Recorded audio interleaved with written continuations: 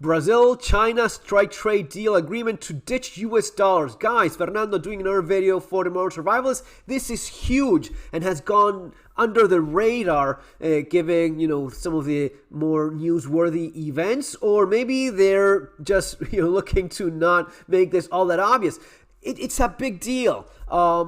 You have to think about this in terms of the alliance that you have in the East. You have Russia and you have China. Russia is your dangerous, like your drunk uncle that goes and shoots the neighbor, right? He's dangerous for himself and others, but China is a lot more dangerous because they are smarter. They're taking their time. They operate in a matter of decades and generations, not rushing things. Like, Russia is a lot more likely, more organized and more methodic in the way they advance their interests. And they've just made a huge step. Look, if you have Brazil, China dropping the US dollar, that weakens the US dollar quite a bit. It's just one more drop in that bucket, but who knows what goes on next. With BRICS, that was the idea all along, to have, independence from the US dollar, which is the reserve currency that pretty much the entire world uses. And yeah, it used to be a very long time ago that the US dollar was backed by actual gold, precious metals.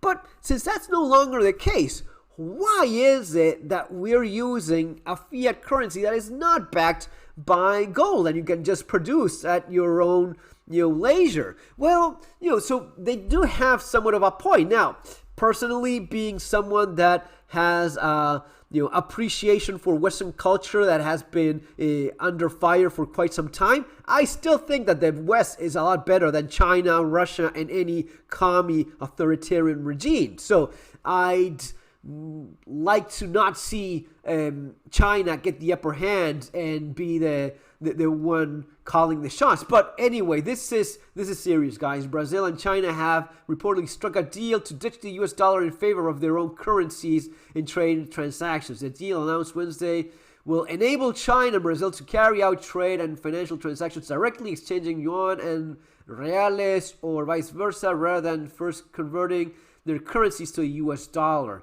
So this is likely to be something copied in the region. You have also Argentina. These are countries that, even though, it's South America, well, these are countries that have a lot of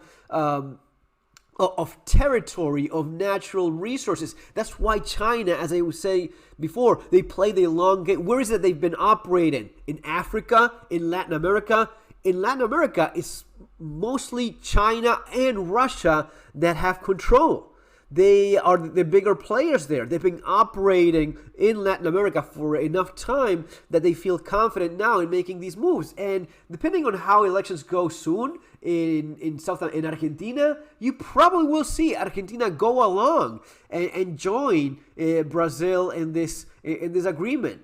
And again, little by little. This is something with Bolsonaro would not have happened, even though he was cozying up with Russia as well. Bolsonaro was kind of like there on playing both sides, but now clearly on the commie side, given the new political situation in Brazil. Officials from both countries reached a preliminary agreement to ditch. So yeah, it's already a done deal. Anyway, concerning, it just shows that things will not likely get a lot better as this continues to unfold, especially with the current administration in the United States. You don't see, and you have to wonder how much of that Chinese money is influencing the decisions of the politicians in the United States. How much of that money from the elites playing both sides is saying, okay, maybe it's not so bad if China gets the upper hand. Folks, that's going to be all for now for preparedness in the financial aspect. As always, you have Surviving the Economic Collapse, my book precisely on just that, based on my experience in Argentina, and Street Survival Skills for the practical aspect of survival and preparedness, both available there in the links below in Amazon. Take care. See you on the next one.